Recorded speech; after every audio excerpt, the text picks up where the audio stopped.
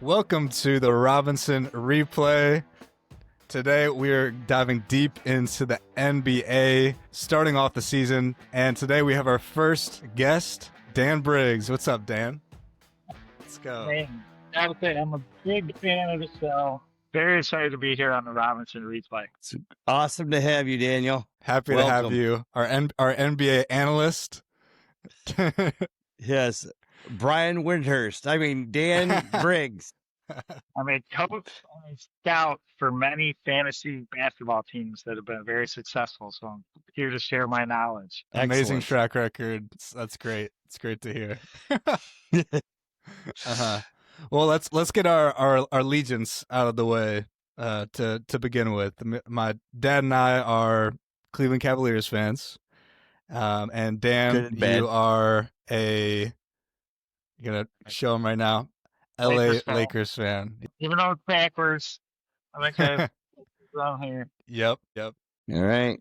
Well, that tells you a lot right there about like to say Daniel's knowledge. I'm a Lakers fan first. I'm an NBA fan second. Right. Love it. Well, that's awesome. Yeah, when we talk basketball, I say, "Hey, Dan, what about that college?" Usually, Dan's like, "I don't know as much about college as I do NBA." So he knows his NBA. And we're going to touch a little bit on college here at the end, too, just to give a quick maybe top 25 and talk a little bit about the college ball coming up here very soon. It'll be before Thanksgiving it starts up. So yeah, but this pod will be mostly the just NBA. We're going over this season that just rolled off last week. So we got games going on right now as we speak. We have some outstanding players are gonna come out of the woodworks, and then also some rookies. We're gonna have our predictions for the finals for this year as well, and so lots to pack in here. But first things first, you can't mention the NBA today without mentioning the scandal. So what's happening, Dan? Chauncey Billups. What a surprise to see his name pop up on this, to see him hauled away. Thiago Splitter is taking over the coaching role in Portland because he is yanked out. His is not directly related to Terry Rozier. It's more poker games that happened in the Hamptons. Is that right, Mark? yes, with some mob influences.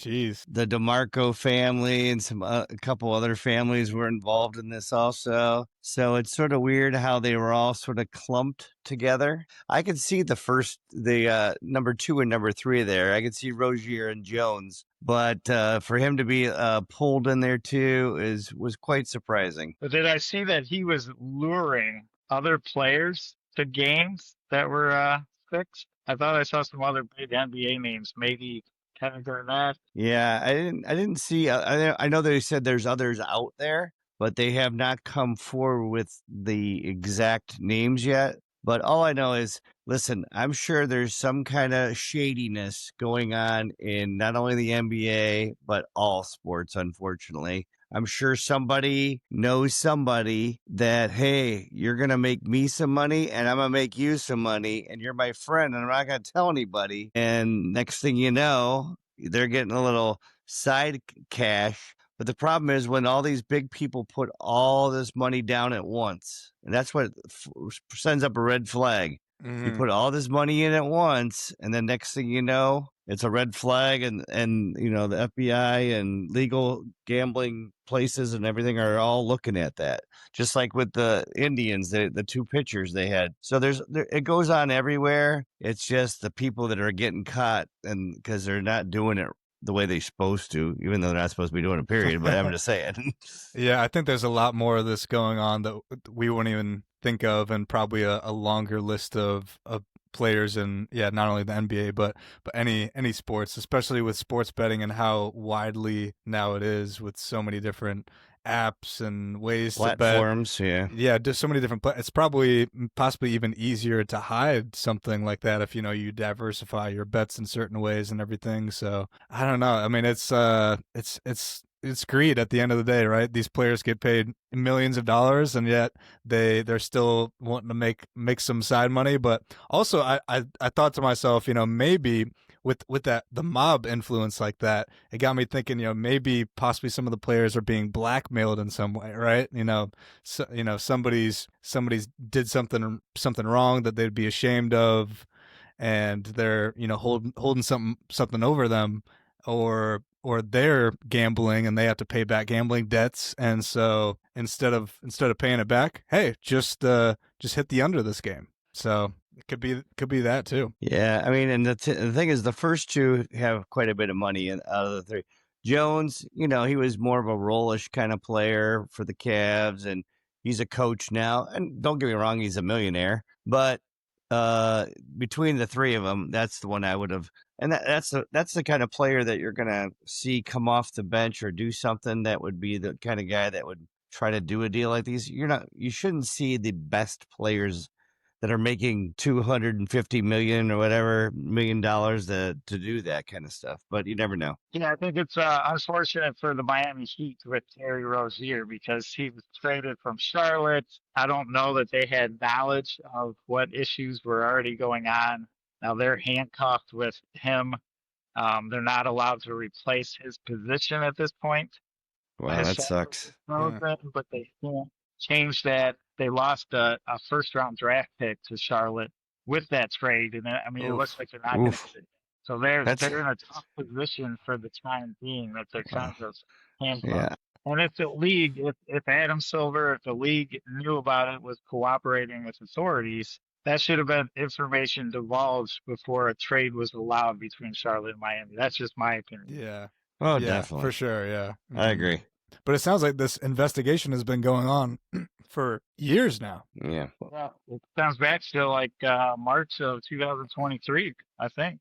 If it was, I mean, I think that's the game that he went out where he told some people, I'm going to leave, and everybody bet the money on the under.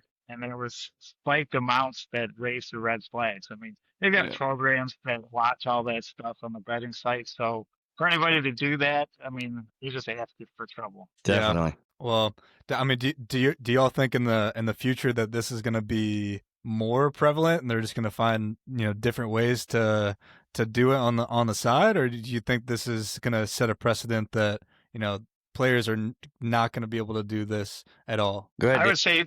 I would say, like Mark said, Damon Jones, you're going to find the guys on the lower end of the roster. Was it Porter's brother last year in Toronto? Didn't he get in trouble for dropping out of a game early, and there was betting things? He's been banned from the NBA.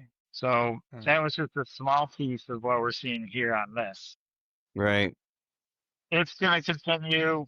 Just does anybody get caught? That's the only way we're going to find out. Right. And I know the commissioner says they're talking about doing some different ways to bet on sport, on NBA basketball, and they're going through everything with a fine-tooth comb and trying to figure out what the future holds for legal gambling. So we'll see what happens with that. Yeah. Well, obviously huge headline for the NBA there. So yeah, like I said, bad way to start the season. Yeah, bad way to start the season. Bad press, but yeah. So I would say just from this point, with this being the bad press right now, it kind of took away from the Kawhi Leonard story that happened over the summer. That's true. People maybe found out on how he was lured to the Clippers because he was paid $25 million from this made up business that company. He never made in the time. Yeah, and it's very, very interesting, but that's taken the shadows to this story now. But I'm sure we'll hear more about that during the NBA season. Mm-hmm. Yeah, well, I always think the Clippers owner, what's his name, Dan? Is it? I was going to look that up earlier today. Big bald guy. Yeah. Owner of Microsoft. Right? I think he owns Microsoft. Yeah, he just seems like a shady dude to me. I don't know if it's just the way it looks, or I don't. You shouldn't just judge a book by its cover, but he just seems like a different kind of dude. That Steve Ballmer. Yes, that's it. And he marches to the beat of his own drum for sure. So he's a funny guy. I can see him doing something like that. He might seem shady, but he's probably not as bad as Donald Sterling, the owner before him. We won't get into that. Okay. Yeah, it could get much worse than that, probably. But yeah, okay. Enough with scandals here. Let's talk some ball here.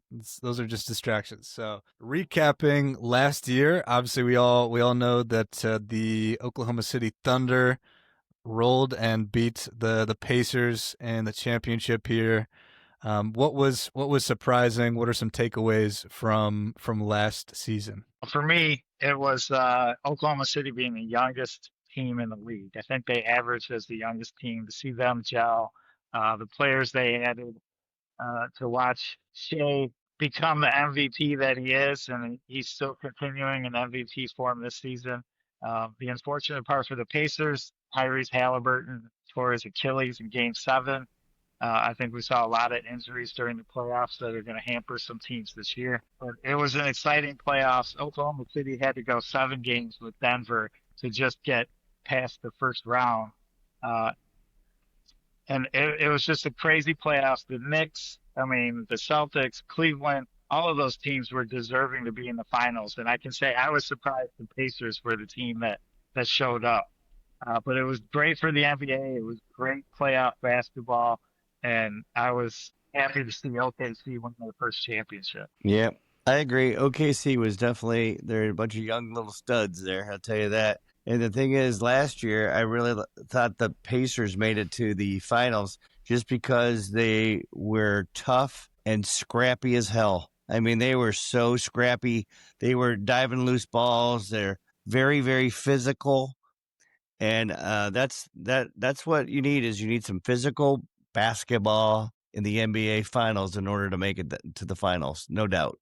But OKC, they hung on there to win it all in 7. Yeah, I was super surprised if you would have told me in the beginning of the season that this would be the finals right here. I'd be like, no way. But the Pacers team, I had really enjoyed watching the Pacers in the playoffs. You know, whenever they get down, they just get hot. There's like no team can go on a run like the Pacers did in the playoffs, besides maybe OKC, who ended up defeating them with Shea and all the young cats there. So it was a fun playoffs. So, but obviously the small market teams won at the end of the day, being in the finals. I know that was a storyline, but the Knicks also were trying to make a run potentially. So I don't know. It could be something similar this year. Could be some big market teams here. I don't know. That's one nice thing about the NBA, is it really doesn't matter what market you're in. It's different than baseball and some of the other sports kind of thing. That with the NBA, with the way they have their cap and the way they have everything laid out, that everybody sort of has a shot at the beginning. Obviously, some have more loaded teams than others, but the way they do the ping pong balls for the draft, and it's not just, you're tanking at the end of the year to get that number one pick. It's not guaranteed you're going to have that number one pick because of the ping pong balls and everything. So it throws things around. So that's what I really like about the way the NBA is set up, and it gives those small market guys a shot. Yeah. Well, talking about this year now, so we got the Eastern and Western conferences here in the NBA. So what are some teams that you think are going to do really well in the East this year? Mark, you want to start out? I'll let our guest start. I'm I'm How letting you kind go. of you. So we jump to the Atlantic and the Eastern. I mean, 76ers are 4-0 right now. Tyrese Maxey is playing like an MVP, but He's awesome right now. my inside thought is they're not as good as a 4-0 start. They played some bad teams. They barely beat the teams. They barely beat Washington, Charlotte. Paul George hasn't played yet. You're going to see Embiid every other game. He might play 25 minutes a game now. I don't know. They've got a great young rookie. EJ is doing good. He's probably the favorite to be rookie of the year, or close to it now with his performance thus far. Me, Cooper might be just a hair above them, but I don't see them continuing on the streak that they're on right now. Right. He's going to be the favorite in the Atlantic. Jalen Brunson, that guy he would be the guy I would pick number one to be my fourth quarter guy, to be my point guard, to be my guy in the last 3 minutes of the game. Over anybody in the NBA, Jalen Brunson would probably be the guy I want. They're going to have a strong season. I don't know if they're going to do as well as last year. Fortunately, Boston is probably going to drop down. I think they're 0-3 already. Jason Tatum, unfortunate Achilles tear in the round one of the playoffs last year. I don't think they have the supporting cast. They lost Luke Cornett, great guy that comes in off the bench. They traded Drew Holiday to Portland for Anthony Simmons. I heard he's not a great teammate right now. He's coming off the bench, so we'll see if he can perform as well in Boston as he did in Portland. But I don't think the Knicks have anything to worry about of winning the Atlantic Conference. You want me to continue through the whole East, or do you guys want to jump? Go ahead. Shoot it. Go to the Central. This is my favorite division. My twin brother's a Pistons fan, so I'm a shadow Pistons fan. That's the first team I remember watching when I was a young kid. Pistons, let's see if they can do what they did last year. Kate Cunningham's starting off good. He's back in the lineup. They're waiting on Jaden Ivory to come back. Jalen Duren's a double-double machine when he's in there. They got old man Tobias Harris still hanging around, putting up solid numbers. So I think you're going to see the Pistons do good this year, just not as good as last year. Giannis from Milwaukee, man, I watched him last night. He is playing like a man possessed. He looks like he's on a mission this year. They got Miles Turner from Indiana, so I think that's going to support him in the center role. They got Brook Lopez out of there. The old man went to, where is he at? The Clippers now on the bench, I think. But Yep. And who was the guy last night? Ryan Rollins, former Toledo Rocket. Is it? Yeah, nice. Last night we had Forrest Rockets. He is representing. He's on a 2-year contract. I'm going to represent Toledo a few times in this podcast. That's going to be the first one. Whoa. You don't hear that very often for anything. So, I know. That's why I want to call it out. So it was exciting to see him do well. He's on a 2-way contract, but Milwaukee started off good. Are they 3-1? What is Milwaukee? Are they? Milwaukee's 3-1. It's 3-1. 3-1. They started off and watching Giannis play last night, like he might be number 2 of my MVP voting, which I won't say who my other person is just yet. So that division, Chicago started off well. I don't think they're going to do great. I've left Cleveland for last. We're not even going to talk about Indiana. They're struck in with injuries. Halliburton's probably out the entire season, so they don't even. But Cleveland looks tough. I'm a little disappointed watching the first half of this game against Boston, who is not a good team. Oh, they're only down by 11 right now, Mark. Yeah, I know. They still are soft as butter. They got to get tough. But and they have some injuries. Do they have everybody back? Are they waiting on Garland to return? Right? The Cavs are waiting on Merrill, who got hurt last game in the third quarter, has a hip injury. So he's been on fire at the big start of the year, too. And when he went out last game, matter of fact, it cost me my bet, too. All I needed him was for 13. He got 11. And, but yeah, Merrill's out for, probably just a little bit. But Garland's out. He had the great toe injury, surgery.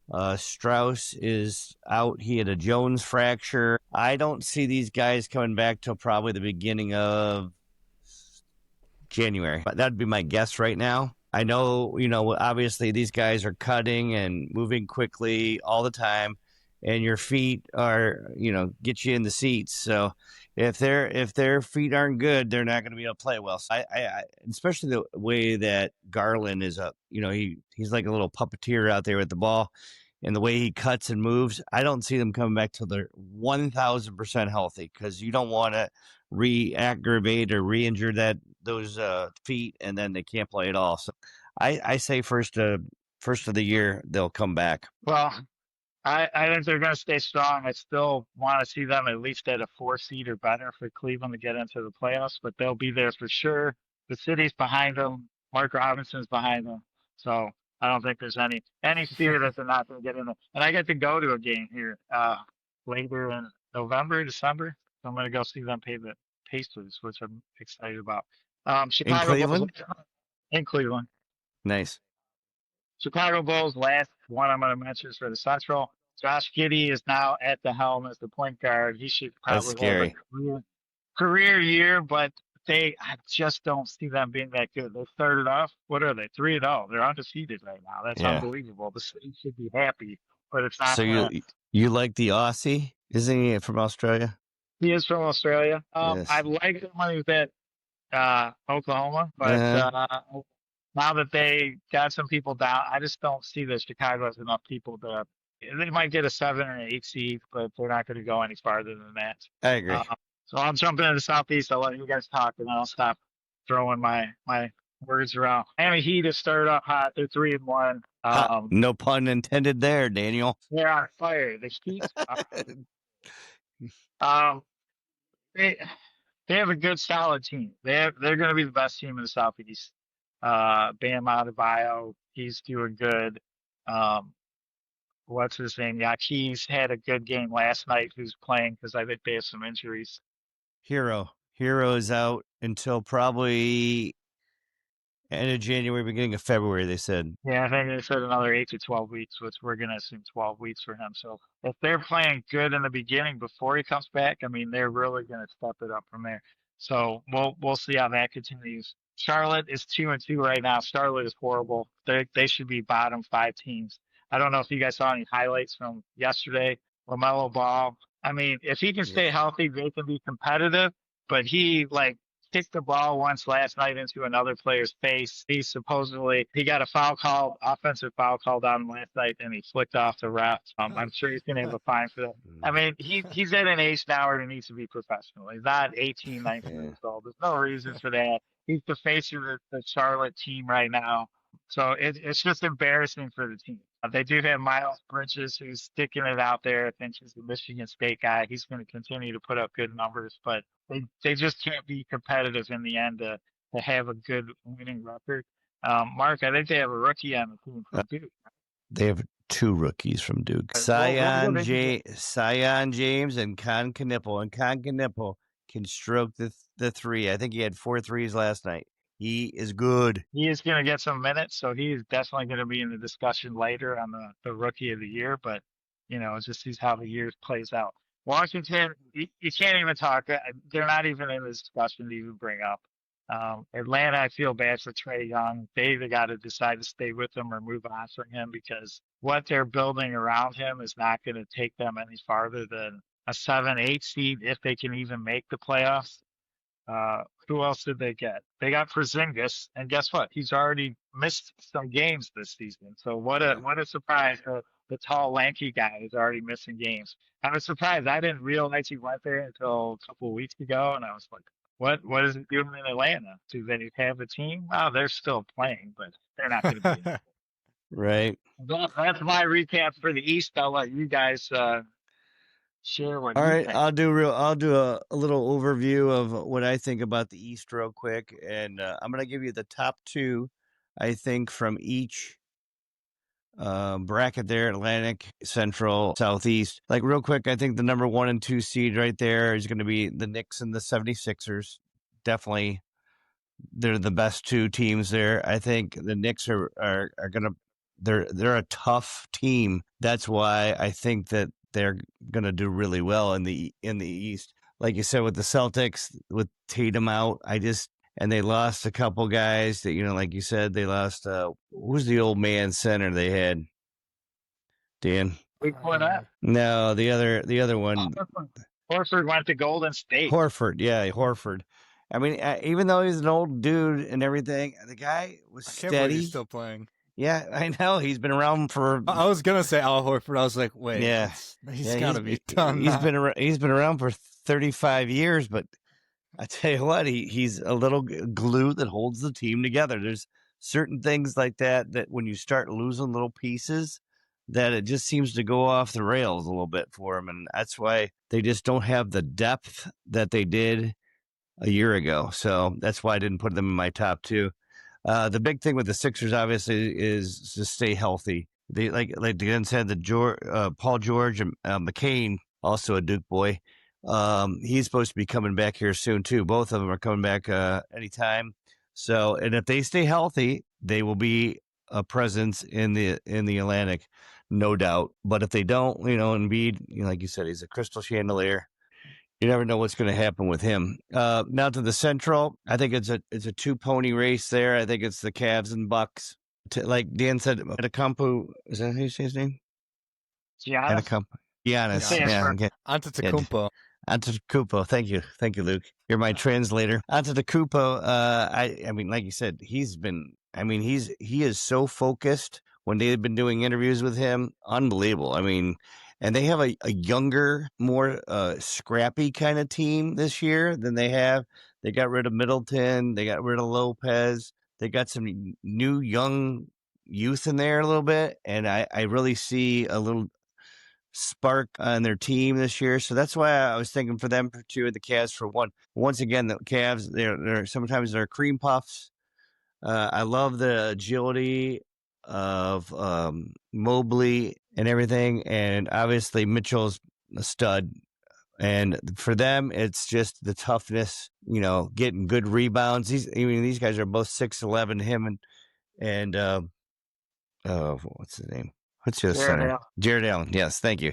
But he's cream puffy, and he doesn't get a good box out, get solid. So that's the reason I'm going to stick with them number 1 in just the Central for that reason. And then in the Atlantic, to me it's up in the air. Or not the Atlantic, Southeast. It's up in the air. It should be the Magic that comes out of there, and then the Heat, or it could be the Heat and then the Magic. But those would be my top 2. You don't know. Magic has come out flat so far this year. They don't look the best. But the Heat, once again, if they're in it come February, and they get Hero back, I think they could be okay for sure. And by the way, the reason I didn't say anything about the Pacers, who was our runner-up last year in the finals, it's just that they're devastated with injuries, and they lost Turner, which I think is a very important part to their team. So that's why I'm not really right now. They're so banged up. They got Halliburton out. They got Mathurin out. They got McConnell out. They got Nemhard out. They got Toppin out. They are a crash unit right now. So that's why most of those guys up except for Halliburton will be back this year. But I don't know. I just don't see them all together getting back to the NBA finals. And that's my Eastern predictions. Yeah, I'll just give a quick 2 teams per division here. I'll let the pros get into the details. You guys did a great job, so I won't bore y'all. But for the Eastern Atlantic, I'm gonna go with the Knicks and the 76ers. The Central, going the Cavs and the Bucks, and then the Southeast. This is probably the worst division. I think easily the worst division ever in any sport right now. But if I had to pick any team, I would pick the Heat and the Hornets. I think the Hornets. Ooh, you like Con Knipple, that's why.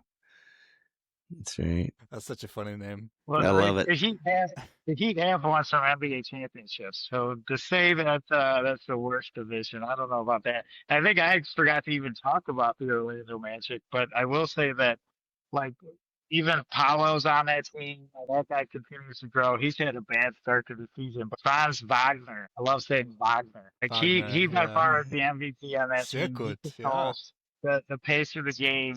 And his brother Mo, I think, is coming back, who was drafted by the Lakers, should be coming back this week or next week, hopefully. So hopefully they improve, because I'm a Magic fan. But it's nice to see the Wagner brothers. Yeah. But you did say Ben Caro, which is, of course, another Dookie. So I don't know. Something about those Duke guys. They're all over. Yep. All right, let's get to the Western Conference here. So in the Northeast, what do we think? All right, Northwest, I'm sorry.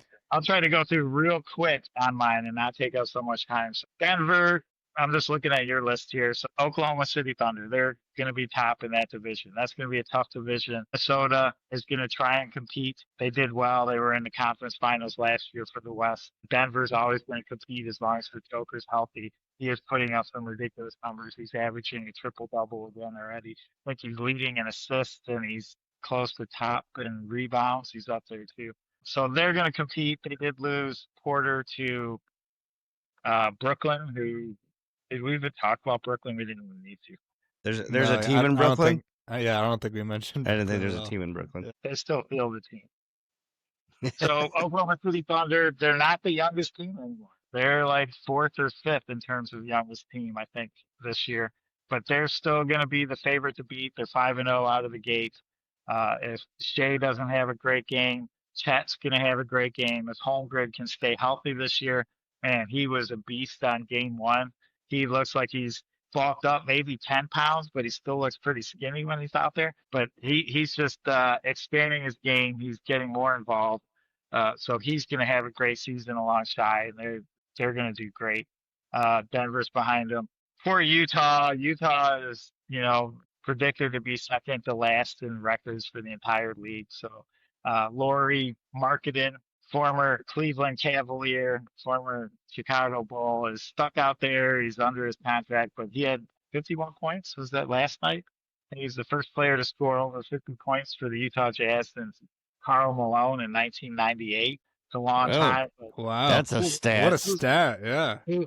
who else do they have out there? I mean, they've got Keontae George, who is doing very good. I think he's in his third season. He's probably going to have a career year as a crappy team with extra minutes. But they just don't have a chance. If they're going for drafts next year, that's just a rebuilding year for them. Portland maybe should be the last team, maybe third to last. Since they don't have a coach. Holiday.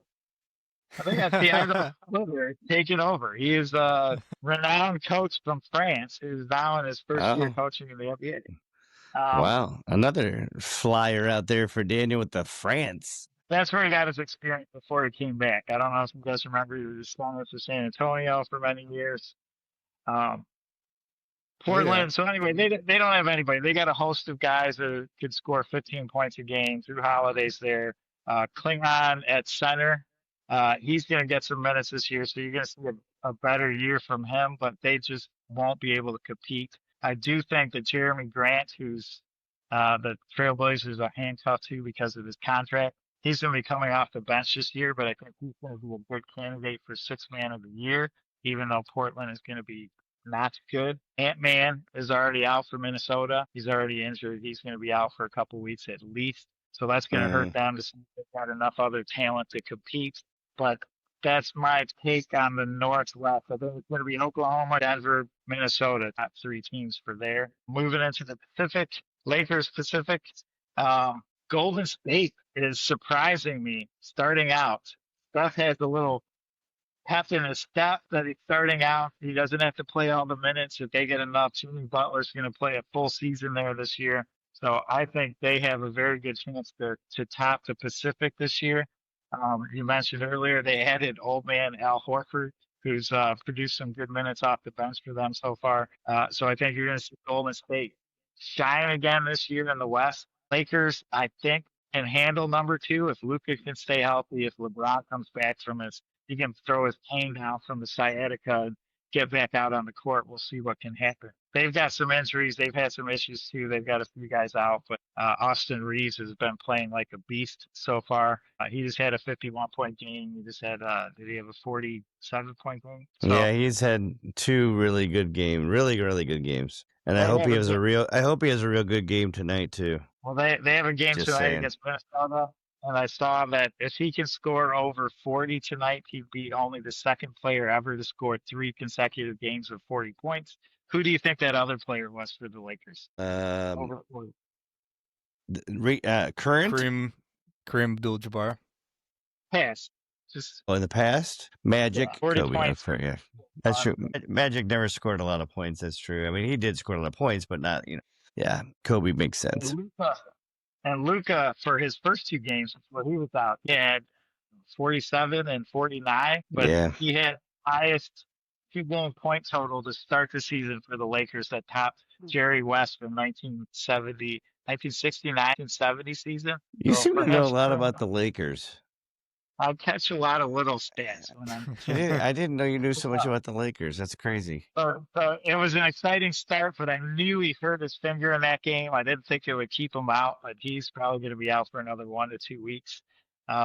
Phoenix Suns, Devin Booker's still going to continue to put up numbers in the shadows and continue to climb on the all-time records of points and everything else. He's got many seasons to go, but they Who else did they get? They got Dylan Brooks from Houston and Jalen Green, who's yet to play. Hopefully, Jalen Green is back in the next week or two. Suns. But they're not going to do good. But a shout out, was it the Suns? Shout out for the Suns, Nigel Hayes, who went to Europe, came back again. He's a graduate of Whitmer High School right here in Toledo, Ohio. He is signed two or 3 year contracts with the Suns. Really? He's going to have a contributing part on that. He's been around a while now. You know, I want to tell this story real quick. So when I was coaching at Leverett, we went in and we played Whitmer at times. At the time, it was Jefferson Junior High or whatever it was, and he was on the team, and he came out dunking on us in junior high. Nigel Hayes. Oh. And he was dunking on us. And let me tell you what, that was a sight for sore eyes. We got our butts handed to us. So that was, scary. But yeah, I knew a long time ago he was going to be pretty good. And then he went to Wisconsin, and then, he's been a floater all around the NBA, Europe, and everywhere else for several years. I don't even know how many years he's been playing now. I think he's 31, but he really made it in the NBA. He floated around. He got a couple of games. He never had a lot of minutes, so he's been in Europe for some years. Mostly. He was MVP at the championship of one of the European leagues this past year. Had such a great season. He got a chance with Phoenix, so very excited to represent Whitmer and Toledo, Ohio again. Yeah, TOL. EDO. And the Sacramento Kings, first-year coach Doug Christie,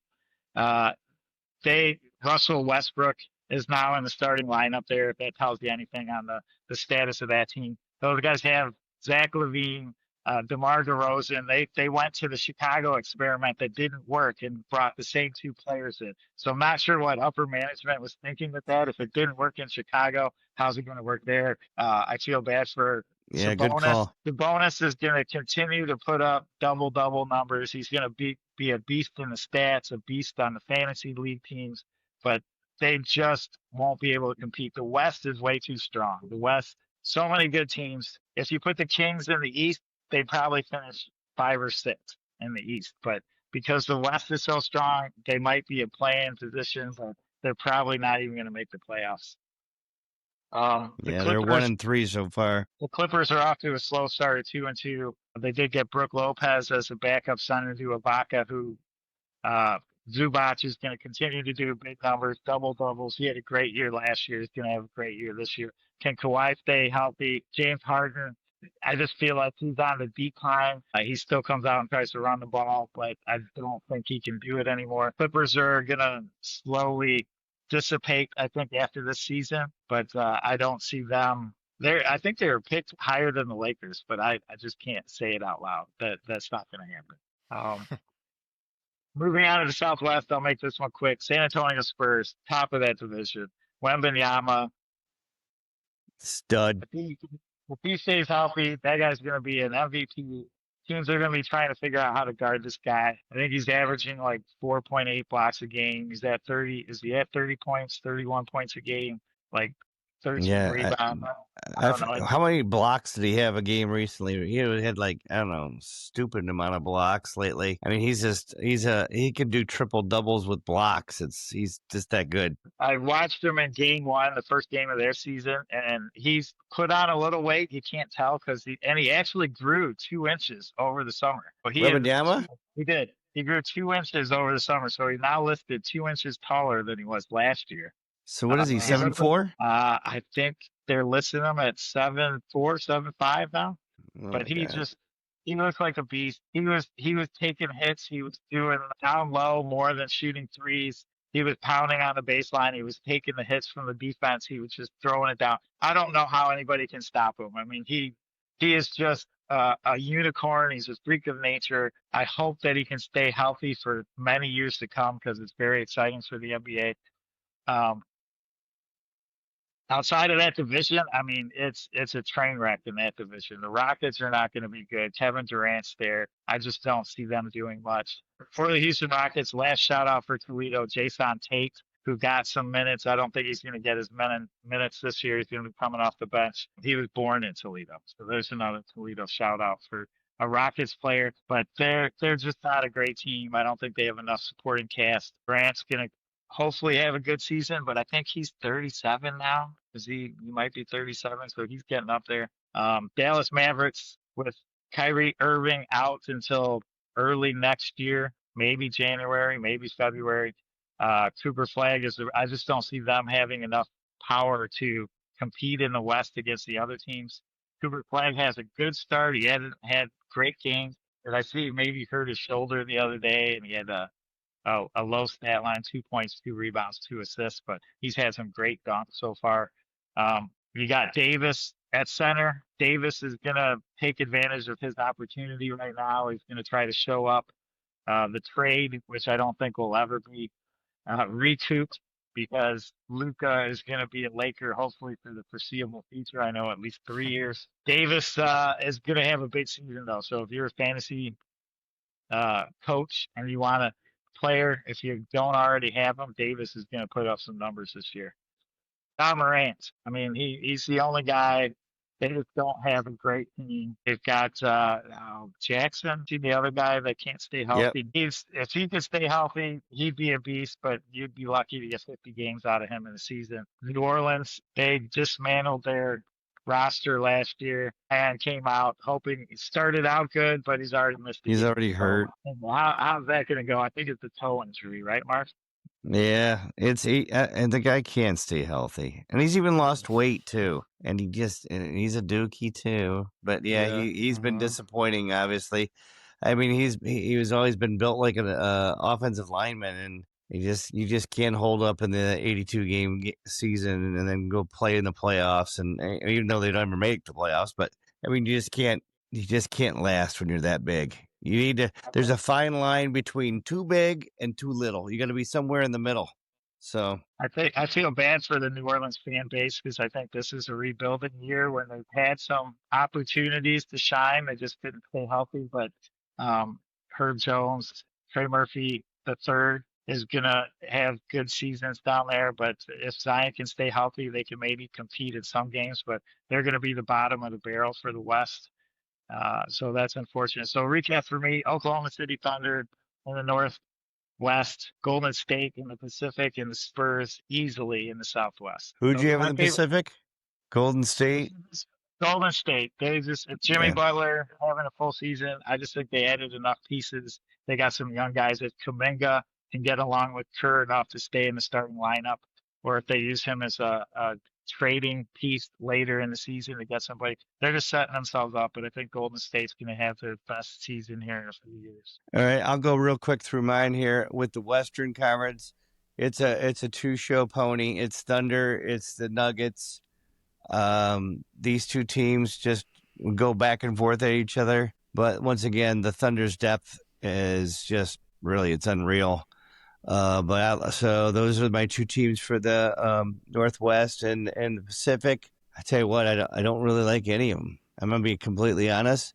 I just think the Warriors are too old, and I think the Lakers are, with the way with Luka and LeBron with the injuries now, it's just I just don't see a lot there, but those would be the two teams that if I had to pick two teams that would come out and at least make the playoffs. And then in the Southwest, I really had high expectations for Dallas, especially after they got Flag and everything, but they're really missing Irving. They're missing a real point guard, which they've been putting Cooper Flag at point guard, and I have no idea really why.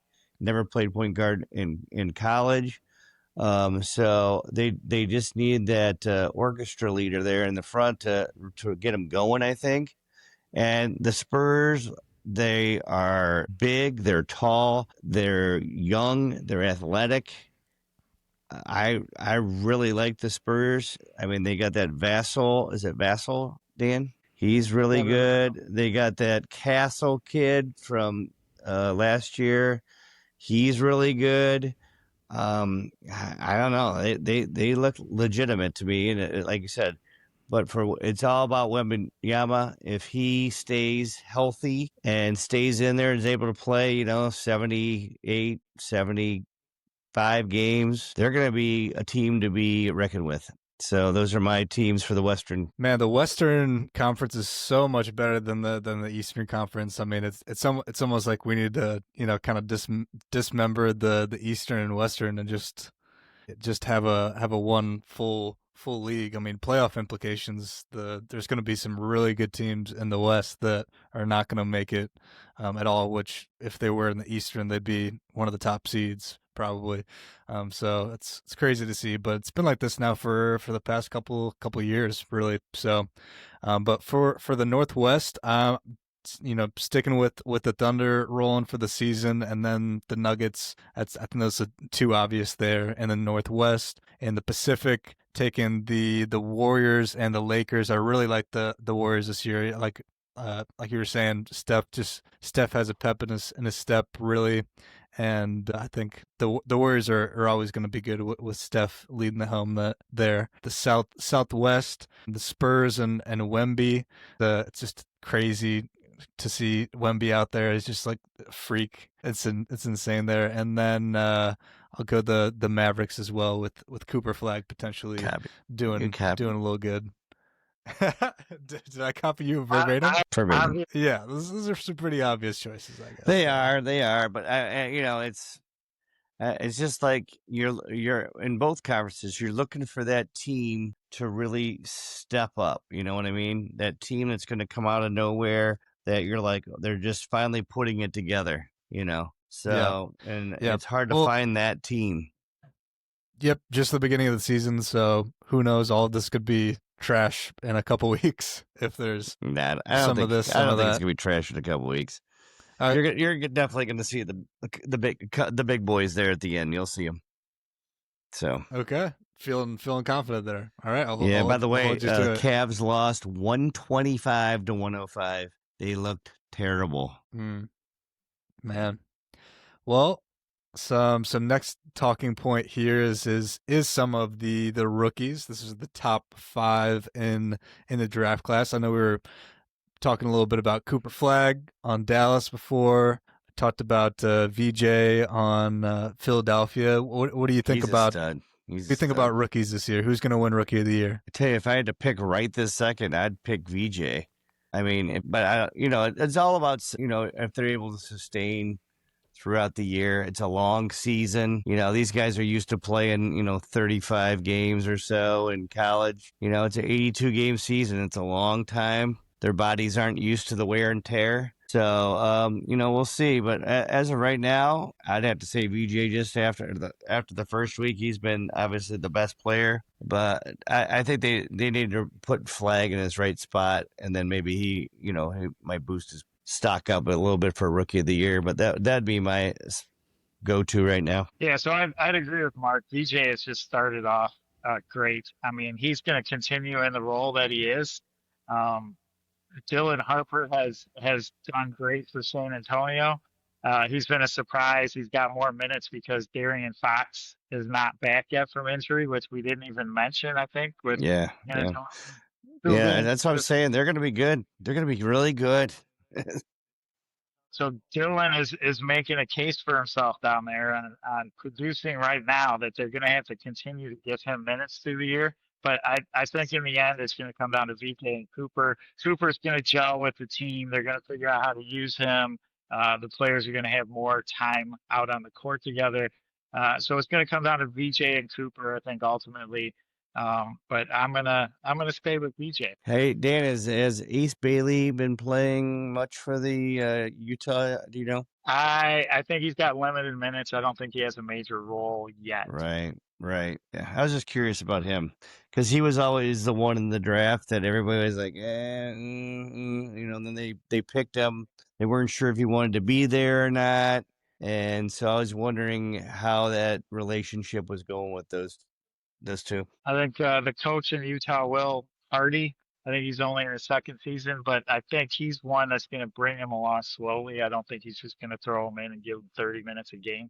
So I think you might see more time as the season goes on, but I I don't think they're going to throw him to the wolves because Utah is not going to be a good team. Yeah, I'm going Cooper Flag. I'll just be a number one pick bandwagon here for the Dukies. That's right, Dukies, baby, all day. That's right. We're all three Duke fans too. So that's right. Yeah, let's go. Yep. Well, briefly talking about the MVP race here and some outstanding players. We got some of the best players in each position here. Who do we think is going to be in this MVP race? Who's going to win the MVP, and who's maybe going to be a surprising player, maybe most improved player in the league this year? Well, that's interesting. So I'm looking at the slide you put up here. I mean, Shea's going to be at the top of the list. He's reigning MVP right now. Luka, maybe he's got a chip on his shoulder. He wants to prove something since coming to the Lakers full first season. If he can stay healthy, he's put up some amazing numbers in the first 2 games. Again, you'd have to have the team record to go along with that. I think an MVP represents the team in all factors in terms of winning and providing, all types of scoring, rebounds. So Luka's up in that conversation for me. Donovan Mitchell, I mean, that guy's a stud. Cleveland was such a surprise to me at the beginning of the season last year. Kind of came to say, like, they are a really good team. This isn't a joke. He's a big reason for that. And if he can do that again this season, his name should definitely be thrown in the hat. Who else is LeBron's too old? Durant's too old. Giannis, the way Giannis has started this season right now, he would be probably the second. I think I said it earlier. He's probably the second highest player on my list for MVP race. Joker's always going to be in the talk. He's averaging a triple double easily right now. He's leading the league in assists. Like, how does that happen? He's just all over the place. But Wembanyama, if he continues on the tear that he is, and San Antonio continues to do good, he is by far, in my mind, the leader for the MVP race at this point. What do you think, Dad? Well, I have 6 guys. 6 guys. My 6 are Shea, Joker, Luka, Wembanyama, Curry, and Giannis. Now, the only reason I got Curry in there is if he leads them and he is healthy and their team does well, he will be the main reason why. So, like Dan said, not only do you have to be a real good player, most of the time you're going to be in a pretty doggone good team. Usually goes hand in hand. So, the last couple years, it's been Shea or Joker. If I had to pick right now, I would probably take Joker, Shea, Webb. Those are my 3 in that order as of right this second. That could change, obviously, based upon injuries, team play, but that would be my top 3. Yeah, I really agree with that. I think as well with Steph, potentially if he does lead the Warriors to one of the best records in the league, that he could be deserving of that later in his career. LeBron's too old, even though LeBron should have won many more MVPs. But he's not going to win it. I think it's just the past couple of years. It's been the same people again and again. It's Giannis, it's Joker, it's Shea now. So I'd like to see something different. What was that? Joel Embiid from Philly, but he'll never win it again. No, yeah, he can barely run up the court. Mm-hmm. Oh, by the way, the Lakers are on now, Daniel. Yeah, I got it on there. I'm sure you're taping it. But I'd like to see something different this year. So I'm gonna pick my MVP pick as Wemby. So definitely could be. That's my pick. Some different first MVP. That'd be pretty crazy. If not, I'd like to see Luka get it as well. But that's what I'd like to see. But probably won't happen. But good. I don't know. We'll see. All right, so now on to our finals predictions for this year here. So this is the betting lines here for the favorite to win in the NBA championship this year. Obviously, you got the Thunder up top, reigning champions. Cleveland's right behind them. Nuggets, Knicks, Rockets, Lakers, Clippers, some of the favorites there. Who do we think is going to be in the finals, and who do you have as the winner? For me, I'm going to go with the Eastern Conference first. I think it's going to come down to Milwaukee and New York Knicks in the finals. I think Milwaukee's going to move on and get back to the finals again. In the West, I see San Antonio and Oklahoma City. I think that we're going to see Wembanyama carry the team. We're going to see OKC return to the conference finals. And I like to see something different, but I think Oklahoma City's going to move on to the finals again against Milwaukee. But I'm going to make a prediction Milwaukee's going to be NBA champions for 2025-26 season. Whoa, Wow. damn. Wow. Who the hell are you? Plus 6,000. Jeez, Dang, cash it in. you better put that bet in now. It is already placed. Wow, good for you. Well, for me, it's unfortunately, I in the East, I just don't think the Cavs are tough enough. I really don't. So I think it's going to come down to the Bucks and the Knicks, and I just think the Knicks are tougher.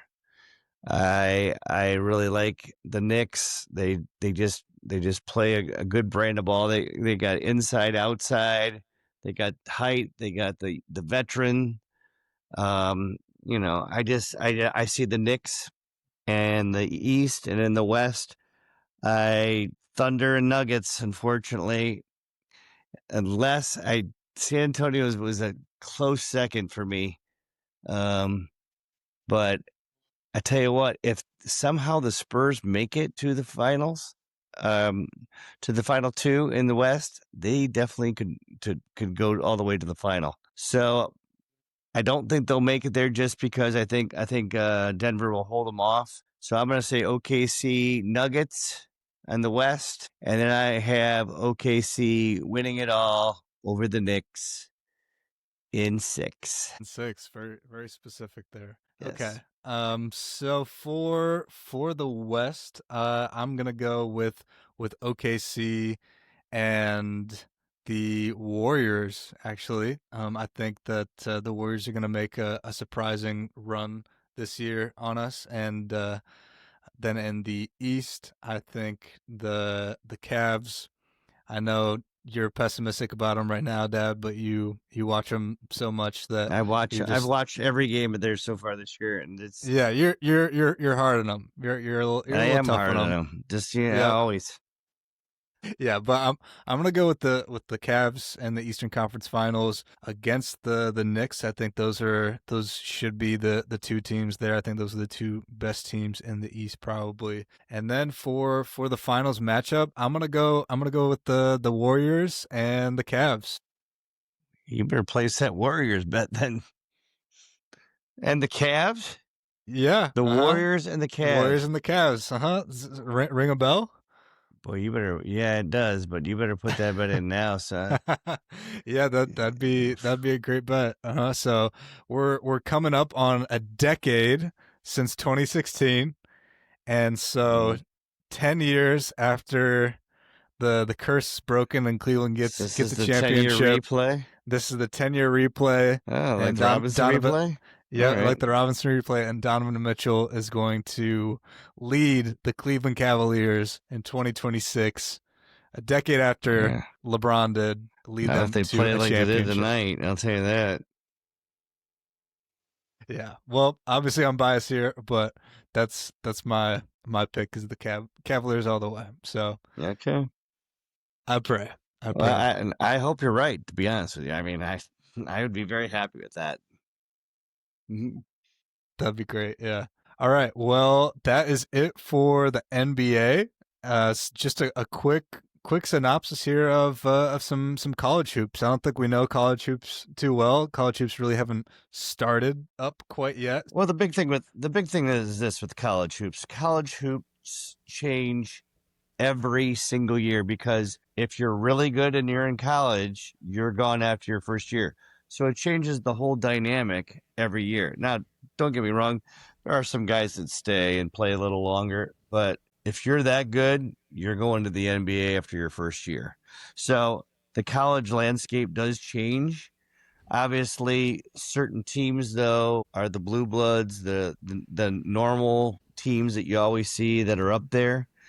And that's why it's so hard to predict who's going to be that good. And, who's going to come in is the big key of what recruiting out of high school is huge. And if you get those couple studs that come in, it could change your whole team. But I'm going to go over the top 25 here real quick. And we'll just be real quick here with it. The top 25, they have number 1 is Purdue, number 2, Houston, 3, Florida, 4, UConn, 5, St. John's, 6, Duke, 7, Michigan, 8, BYU, 9, Kentucky, and 10, Texas Tech. We're just going to go up to the top 10 there. So right off the bat, that tells you a couple things. Number 1, Purdue is a veteran team. Right now they have this little point guard. Little dude is amazing. He's like a maestro out there. His name is Herden, something like that. He's very, very, very good. And they have it. That's the thing with Purdue. They're not a team that they bring in all these 5-star guys. Their guys stick around a little longer, so they gel a little bit more together, and they stick around. So that makes them the number 1 team going into the preseason this year. Houston, once again, they were the runners up last year. They lost a couple guys, but they kept a good core, so that's why they have them at number 2. And then your Florida Gators, obviously they won it all last year. They lost a couple guys, but once again, they still have a good core, and they had a couple guys coming in. Obviously, my team, we talk about it all the time. It's the Dukies. And the Dukies are bringing in twins this year. The twins, one's a tower, one's a little guy. Okay, so we got the point guard and the center / power forward in the Boozer twins. Obviously, most of you would know if you know anything about basketball. Carlos Boozer's their dad. Played the NBA many years with the Bulls and the Cavs and the Jazz and some other teams over the years. So obviously they always have their 5-star guys coming in. But unfortunately, lately, they are always Sweet 16, top 8. They don't really get to the finals like they really should be. Sometimes they got too much talent, don't know how to use it all right and everything. But I'm looking for a good year from the Dukies, and we'll see what happens from there. And that's my college synopsis. Mine's going to be a lot shorter than that. So I'm going to go Duke number 1 by the end of the season. Okay. I don't know a lot of college. I'm too much into the NBA, watching too many games, so I rely on Mark to kind of fill me in halfway through the season on who the guys are to watch. Yeah, because you got to be seeing who's getting drafted for next year. That's the only time I ever pay attention is who's coming out, who's going to be there, because I have to pass my messages on to Jeannie Buss and the Lakers staff to make sure they know who to look at. Under the radar, like Austin Reeves. That was all me. I was the one that said, "Hey, this kid didn't get drafted. Hold on, go after this kid." I don't know what. Where did he go to college, Dan? Dan, where did he go to college? He went to 2 colleges. He started off. He started off at a college, and then he went to another college before he graduated. So you don't know what college you went to? I did. At one point, I did. Okay, Road, Nebraska. I don't know. All right, next time you come on, you better know that knowledge. I will have that keyed up, ready to go.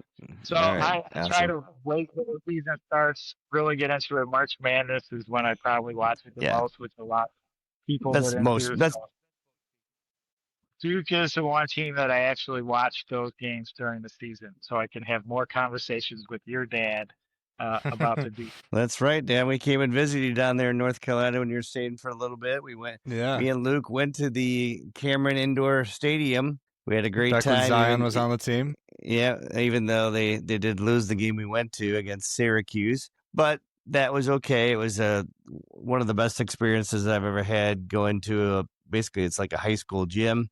And it was amazing. Just the atmosphere it's like no other. Just like they showed on TV, the crazies. That's what sports and college sports are all about is the atmosphere, and that made it unforgettable. That was a good year. Yes. Mm-hmm. Yeah. Lukey Duke, any comments on the college basketball?